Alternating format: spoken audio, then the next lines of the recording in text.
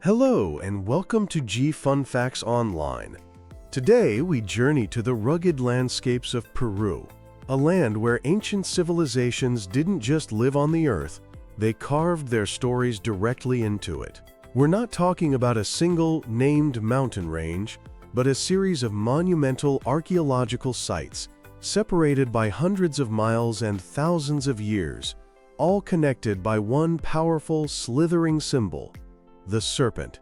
We'll explore a bizarre, mile-long band of holes that may have been an ancient spreadsheet, and a colossal temple complex that predates almost all others in the Americas. This is the story of Peru's Serpent Mountains. Before we dig into these incredible sites, we have to understand why the serpent was so important. In the ancient Andean world, the serpent, or Amaru in the Quechua language, was far more than just an animal. It was a profound symbol with many layers of meaning. Its primary connection was to the Ukupacha, the underworld, the realm of the dead and of things yet to be born. The serpent could move between the surface world and the subterranean depths, making it a natural link to this mystical realm. Imagine a creature that disappears into the earth, only to re-emerge, shedding its old self for a new one. For the ancient Andeans, this wasn't just biology. It was a powerful metaphor for the great cosmic cycles of life, death, and rebirth. This ability to shed its skin made the serpent the ultimate icon of transformation and renewal. But its power didn't stop there.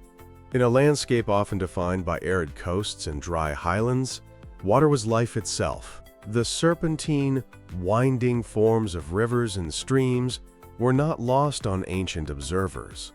They saw the serpent as a master of water, a creature embodying the life-giving force that nourished their crops and ensured their survival. Therefore, the Amaru became a powerful symbol of fertility and agricultural abundance. In a way, the serpent was a cosmic messenger, a conduit that connected the three realms of Andean cosmology: the Ukupacha, or underworld, the K-Pacha, or earthly world we live in, and the Hananpacha, the celestial world of the gods. Its image wasn't just decoration, it was a tool for channeling the immense forces of the universe. This is why we see it so often in the art of major cultures like Chavin de Huantar, often fused with the features of jaguars and eagles, creating a kind of cosmic chimera that represented the interconnectedness of all parts of existence. With that powerful symbolism in mind, let's journey south to the stark, sun-baked hills of the Pisco Valley. Imagine flying over this dry landscape. Below you, a pattern snakes across the hills for nearly a mile. It's not natural. It's a chain of thousands of man-made pits, dug into the earth in a distinct, serpentine line. This is Monte Sierpe, which literally means Serpent Mountain. Since it was first widely documented from the air in 1933, the purpose of this band of holes was a complete enigma. The sheer scale is mind-boggling. We're talking about a feature 1.5 kilometers long, made up of roughly 200 individual holes, each between 1 and 2 meters wide. What were they for? Early theories were all over the map. Some suggested they were defensive fortifications. Others proposed they were for storing grain. Some even thought they were thousands of individual tombs. And, as often happens with massive, mysterious ancient structures, some whispered of landing strips for extraterrestrial visitors. For decades, the riddle of Monte Sierpe remained unsolved. But recent science, combining high-resolution drone mapping with microscopic analysis of soil samples, has painted a very different and arguably more fascinating picture. Researchers now believe the site wasn't built for a single purpose, but that its function evolved over time. The story begins before the Inca, with the Chincha kingdom that dominated this region. Monte Sierpe is strategically located at a crossroads of ancient trade routes connecting the coast with the highlands. This prime real estate would have been the perfect spot for a massive regional marketplace. The theory is that the thousands of holes served as standardized units of measure. Traders would fill a certain number of holes with their goods, say maize or cotton, to be bartered for an equivalent value of another commodity, like dried fish or wool. The holes provided a regulated public system of exchange overseen by local authorities.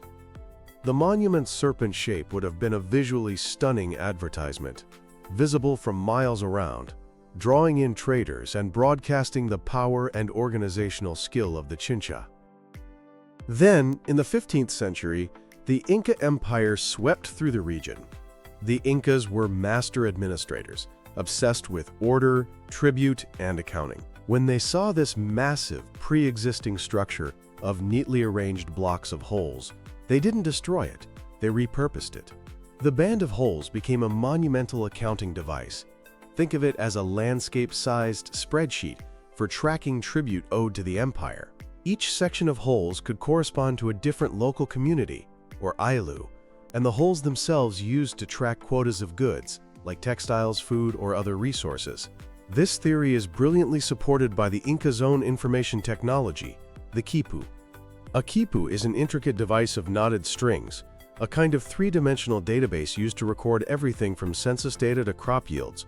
Astonishingly, the layout of the blocks and holes at Monte Sierpe has been found to mirror the structure of an actual quipu discovered in the very same valley. So the Serpent Mountain of Pisco wasn't a place of gods or warriors, but a testament to the ingenuity of ancient economies and the bureaucratic might of the Inca Empire.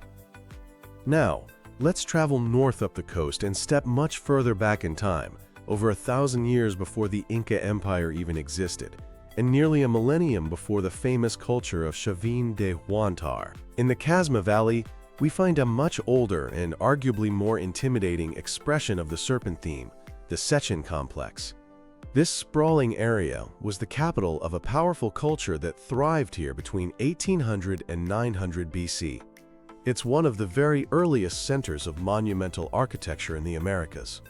At its heart is a site called Sechín Alto. Its main pyramid is so enormous that it remains the largest single construction built in the New World at that time.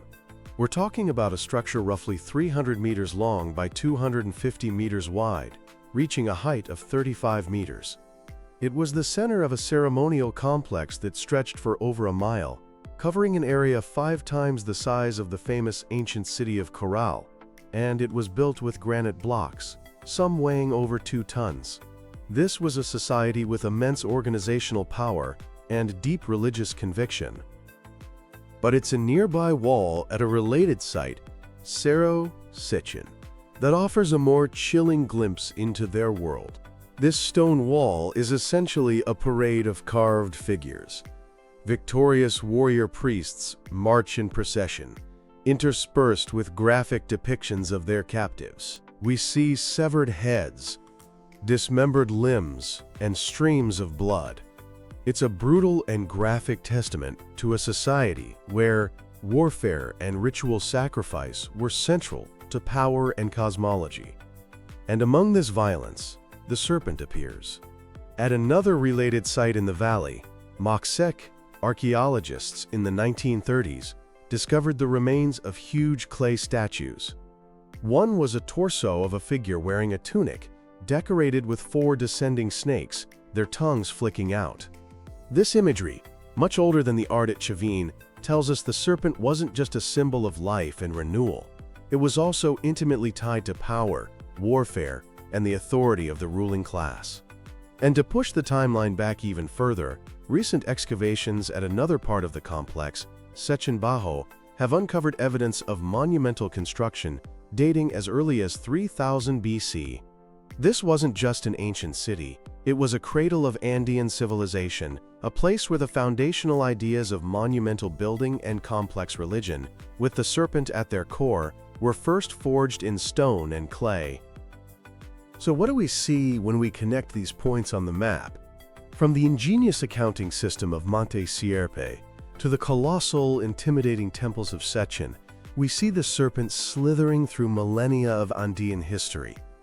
It was a symbol flexible enough to represent the cycle of life and death, the life-giving power of water, the brutal reality of war, and even the pragmatic exchange of goods in a marketplace. These Serpent Mountains are not just piles of rock and earth. They are a legacy written into the landscape itself. They show us worlds where administration could be monumental art, and where the cosmos was intertwined with every aspect of daily life. And as researchers continue to dig, using everything from drone imagery to microscopic analysis, the story of these ancient peoples becomes clearer, revealing a world of incredible ambition, sophistication, and profound symbolism, all under the watchful eye of the serpent. Thank you for listening to Fun Facts Online.